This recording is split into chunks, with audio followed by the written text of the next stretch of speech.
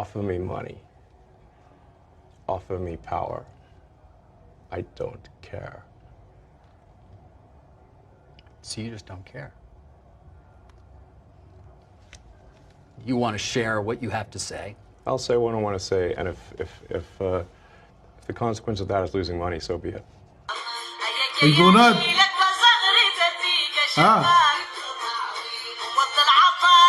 وض العطا ده ياسر العطا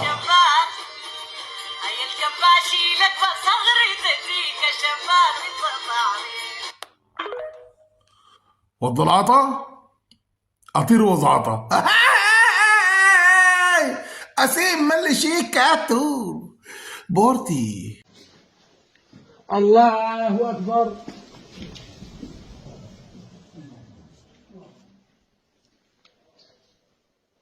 الله أكبر.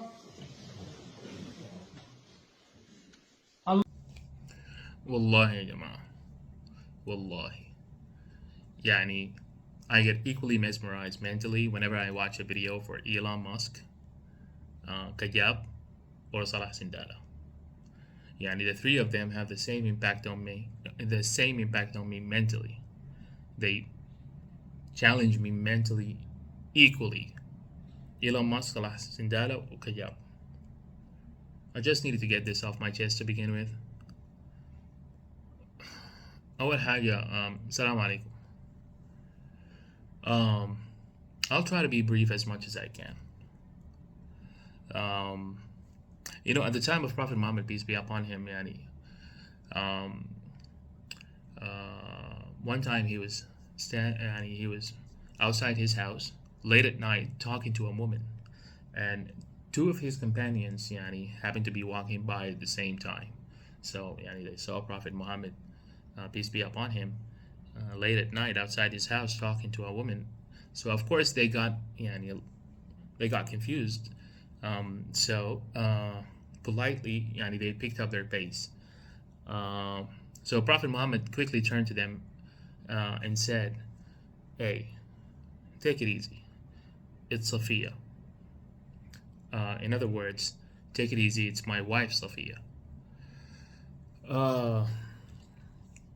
I remember the first time I read the story. As much as I was amused by the narration, yet I was equally devastated. Well, I'm not going to say devastated, it's kind of a harsh word, but I was heavy-chested.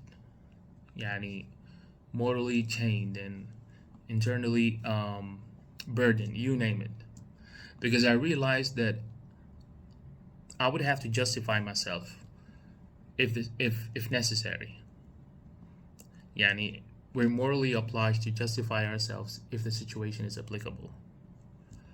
Even if we were as reputable as Prophet Muhammad, and even if our humane surrounding was as pure as his companions. Sad fact, isn't it? It's hard enough to be in a relationship where you have to justify yourself all the time, let alone being in a world where justifying yourself is considered a moral virtue and sunnah. Especially nowadays.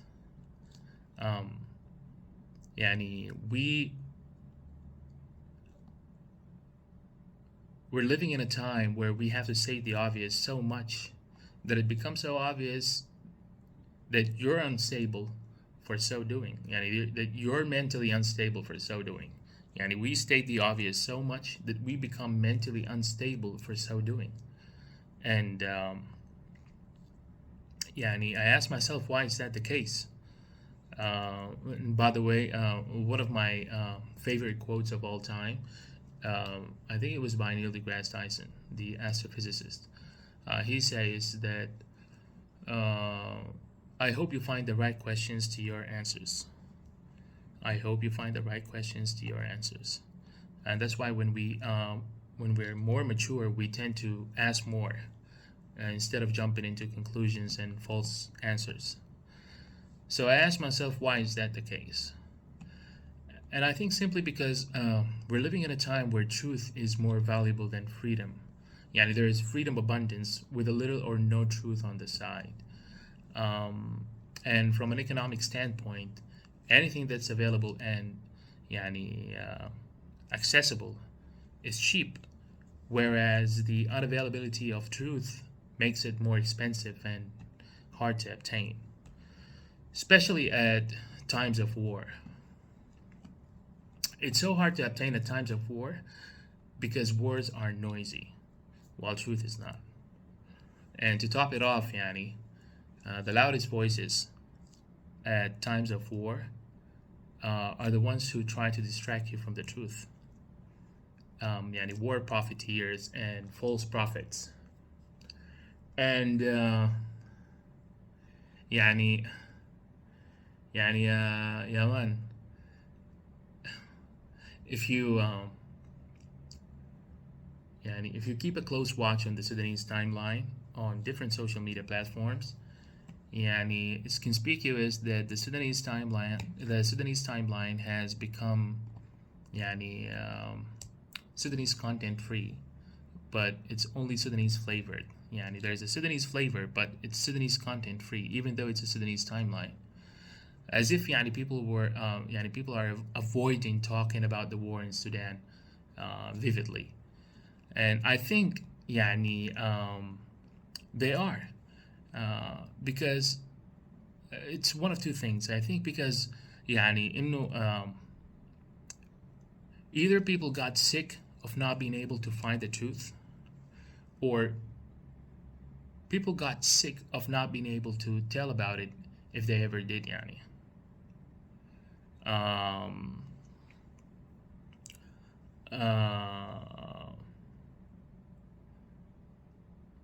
يا أخي, and while doing so, the Sudanese timeline is now saturated with hate, bullying, division, and ideologically bipolar. And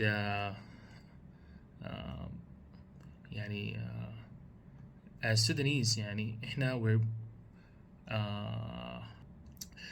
Sudanese people are more productive at times of destruction than we are at times of construction.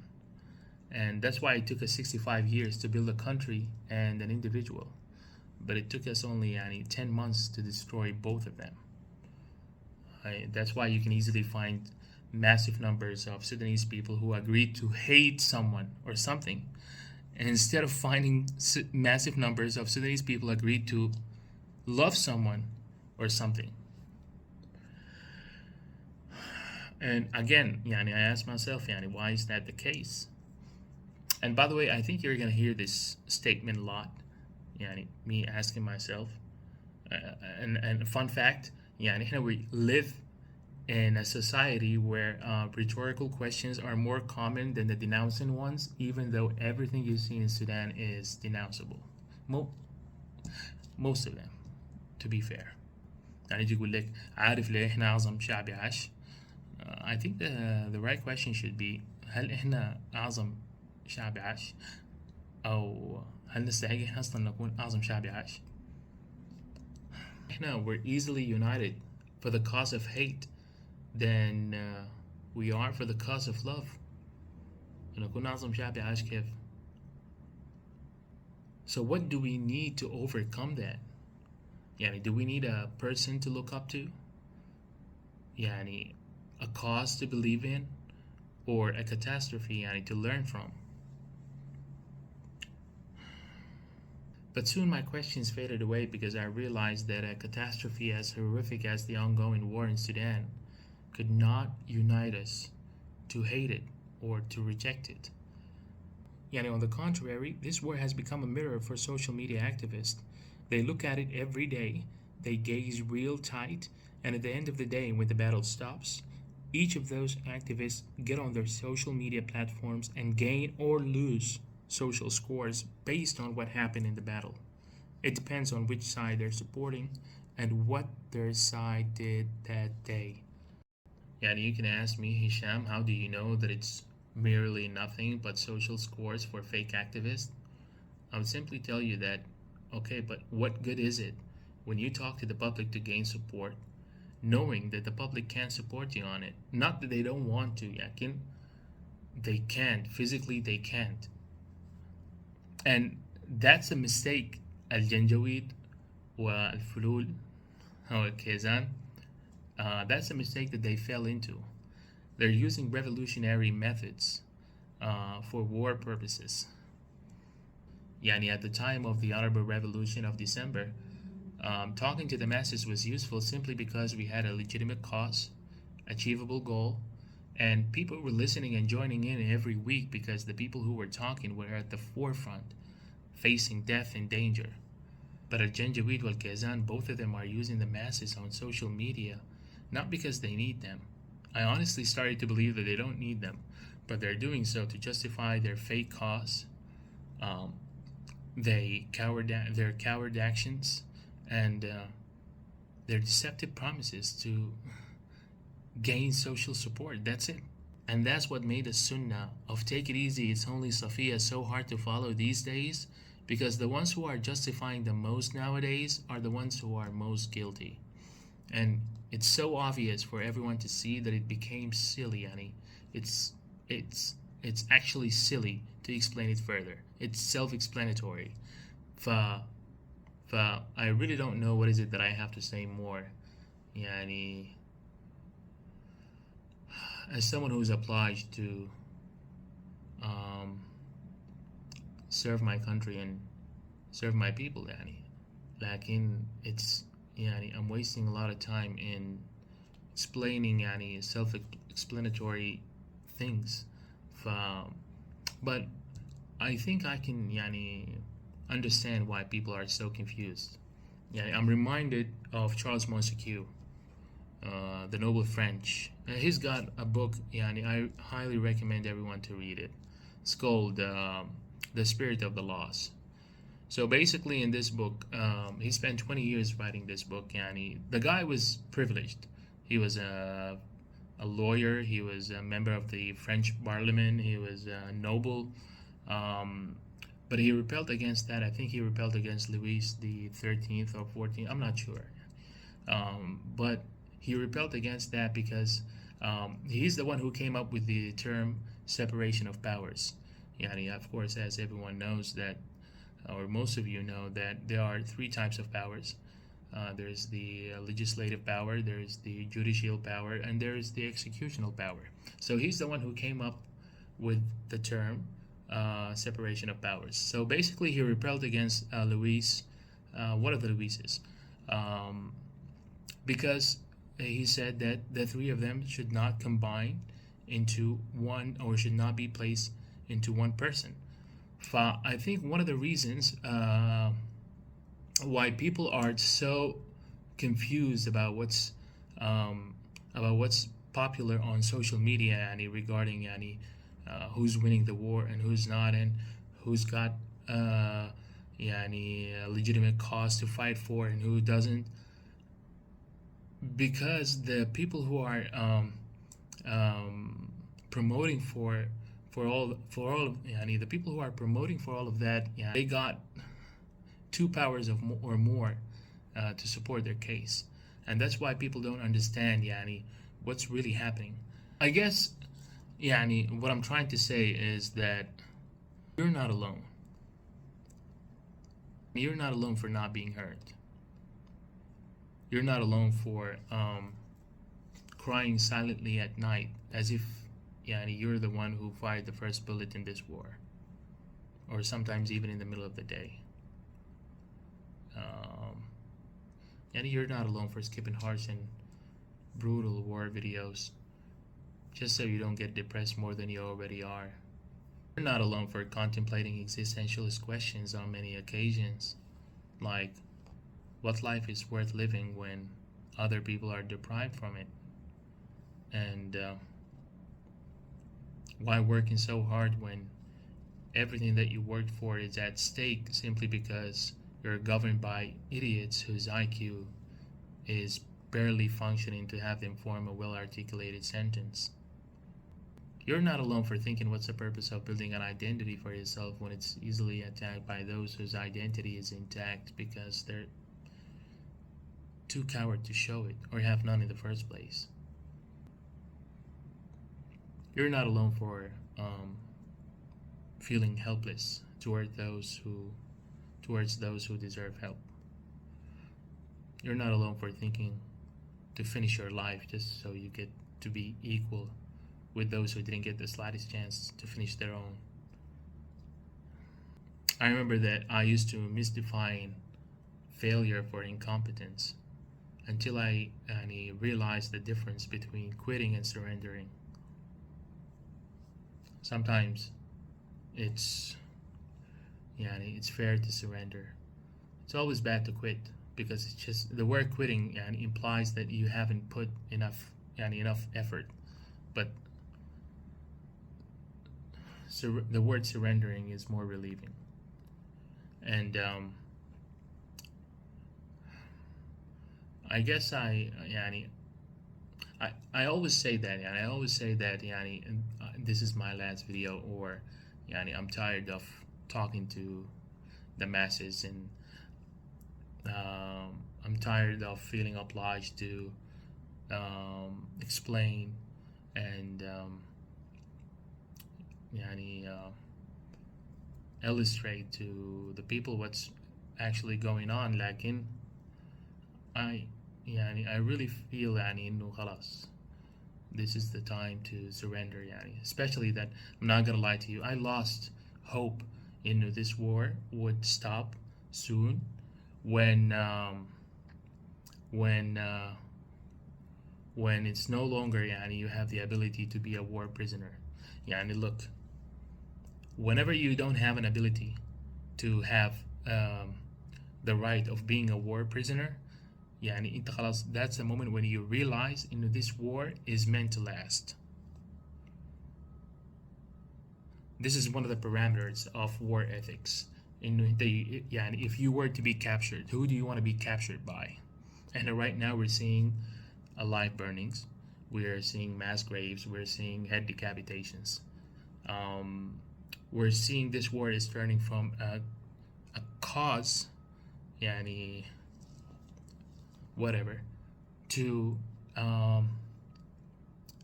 revenge. That even soldiers who are captured cannot be war prisoners no more. And this is when I realized خلاص, this is the moment this war is meant to last. I'm not gonna lie to you guys, I'm sorry to say this, I think I lost hope. I hope I'm wrong, I really think I lost hope. And I don't care which of the two words actually defines me at this moment. Quitter or quitting or surrendering. I don't care. But what I do know is that I care enough that at night, most of the time, I pray to God, the last Janjaweed is hung by the guts of the remaining cause.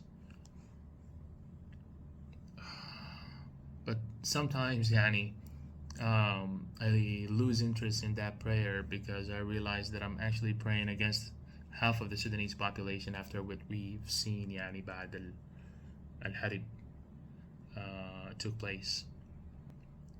Because a Janjaweediyya wal Kawzana is nothing more than an attitude. Despite what Walid Madibu says, but they're purely attitudes. And unfortunately, most of or not most of big portion of the Sudanese people have adopted one of them after the war took place in Sudan. The only difference between, there are minute differences between Janjaweediyya and Kawzana, but one of them is religious and the other is an armed one. The reason why I use English to convey this message is not because I want people to be fascinated by how fluent I am in English, or to solicit positive feedback about how clean my accent is, or how informative I am. And God knows, I've heard so much of these compliments that I started to believe it myself. And it's not English what got me here, I can tell you that. But simply because, in order to send a message, you need 4 things. a sender, a message, a medium, and a receiver.